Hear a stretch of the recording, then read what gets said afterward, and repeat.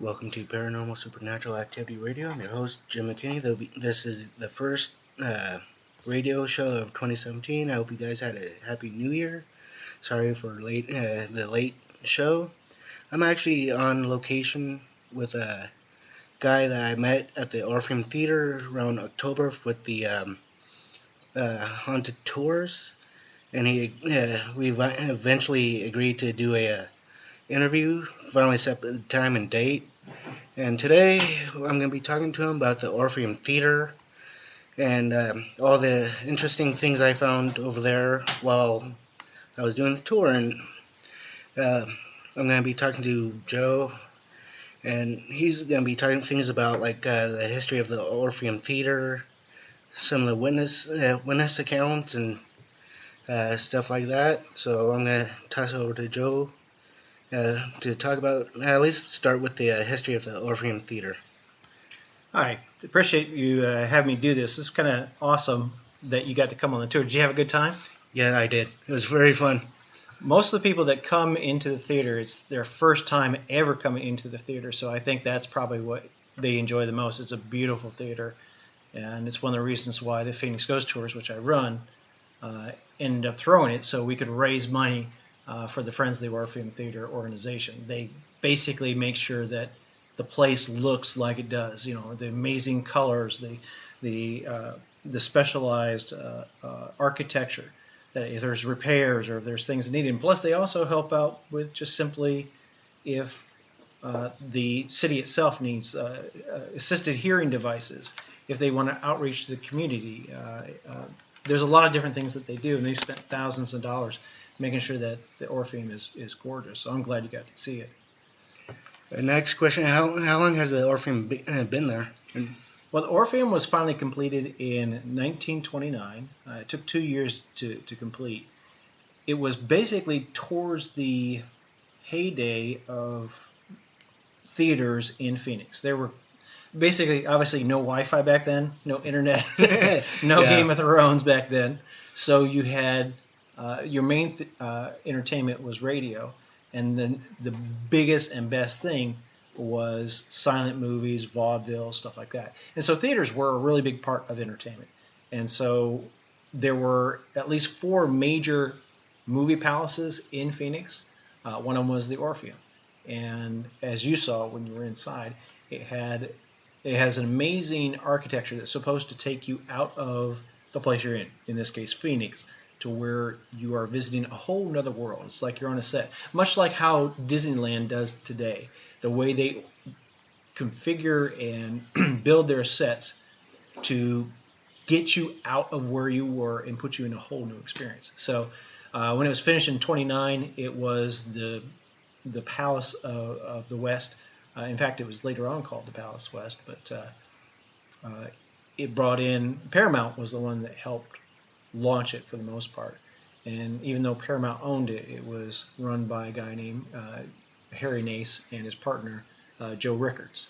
Harry actually was the big moving force behind a lot of things in Arizona, not just movie theaters, but he ran it until his retirement, and then Paramount actually took it over. They ended up changing the name to it to the Paramount as well. It wasn't the Orpheum after 1962, I believe.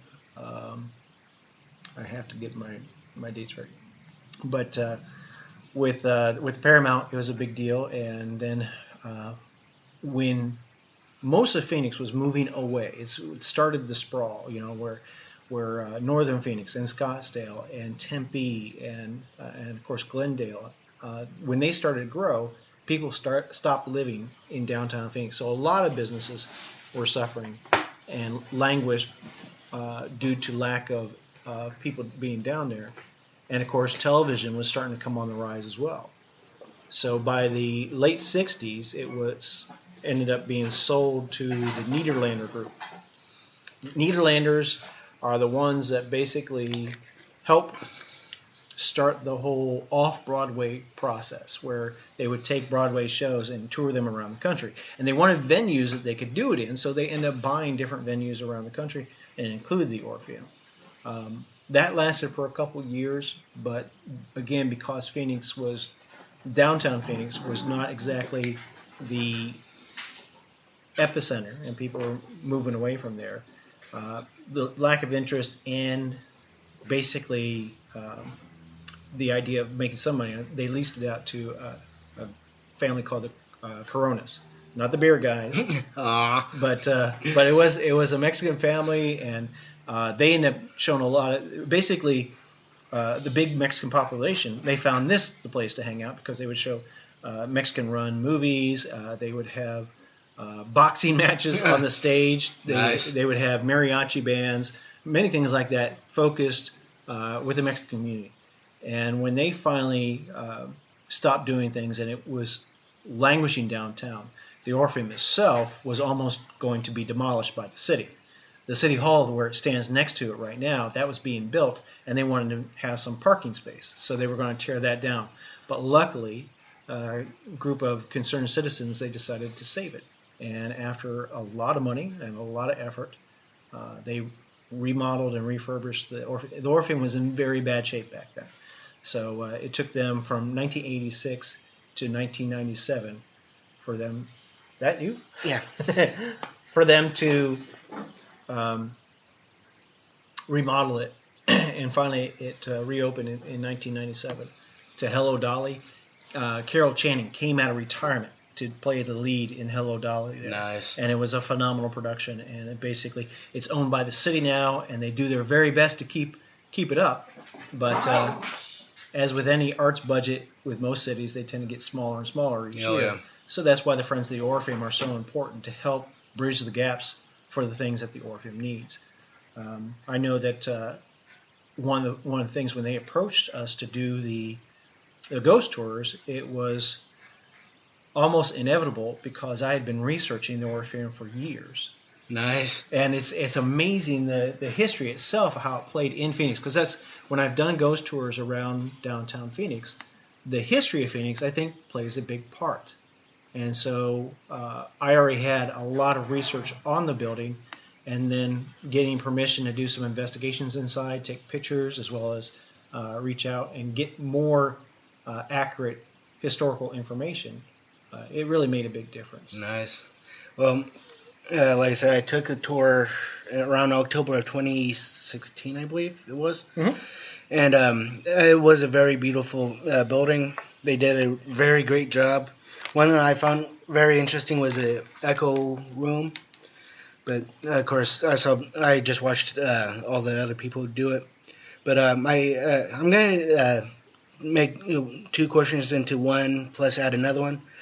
Two people that really interested me was Maddie and Joyce Ivy, and some of the celebrities that might have felt their presence there, and whoever else, whether they were celebrities or not, that noticed that they were there.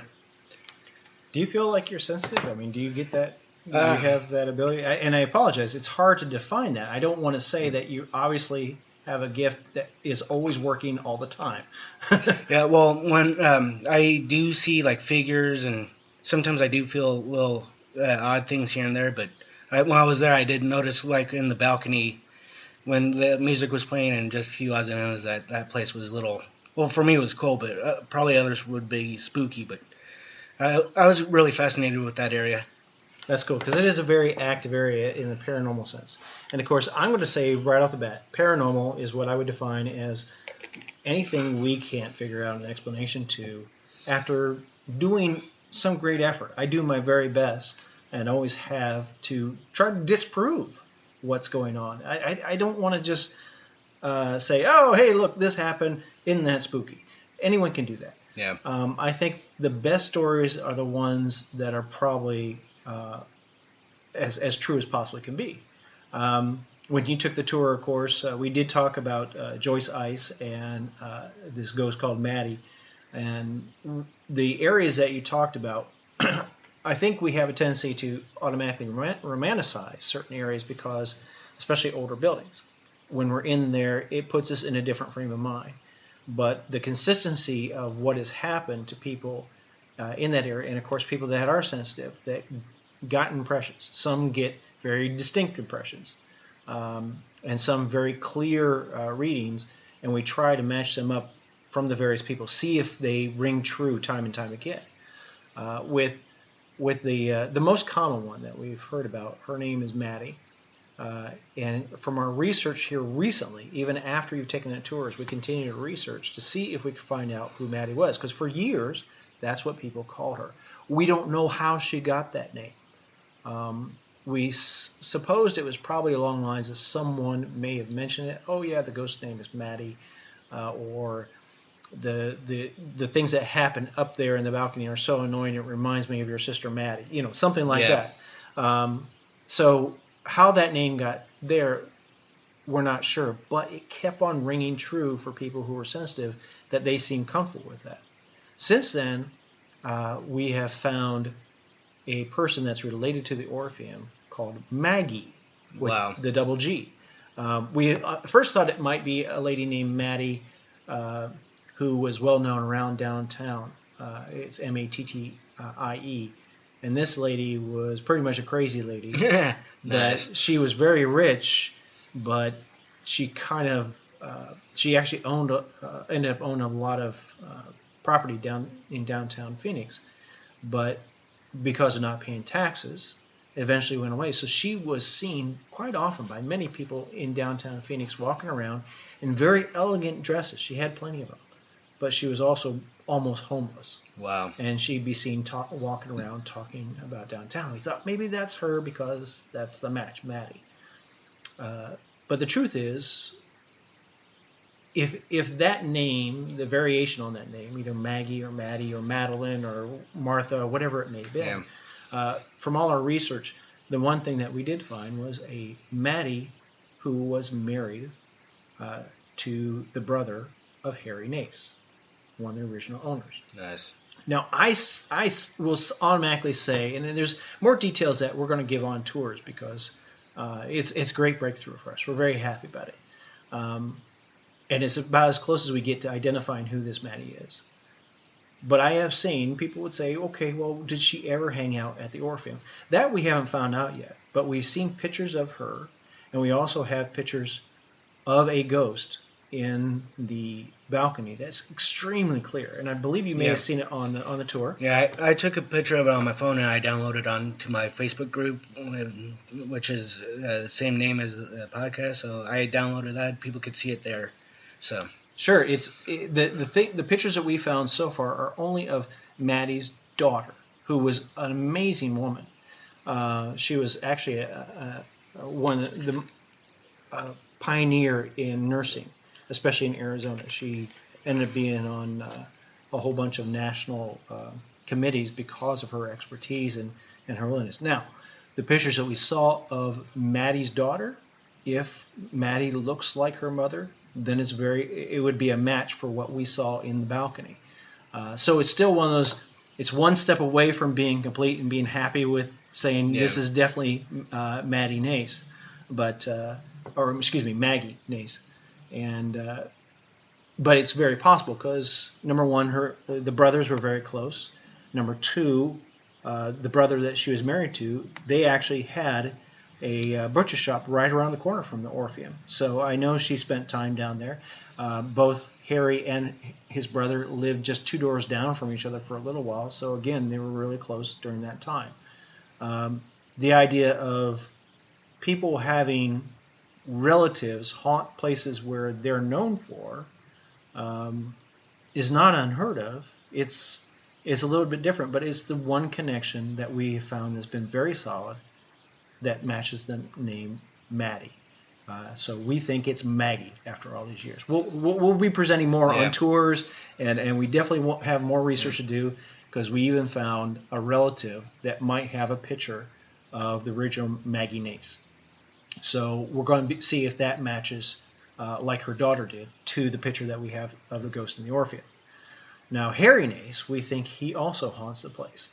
And one of the things that over the years, everything that happened at the Orpheum for a while, they always said, oh, that must be Matt. But the truth is, there's been enough different types of activity that it's almost a distinctly different spirit.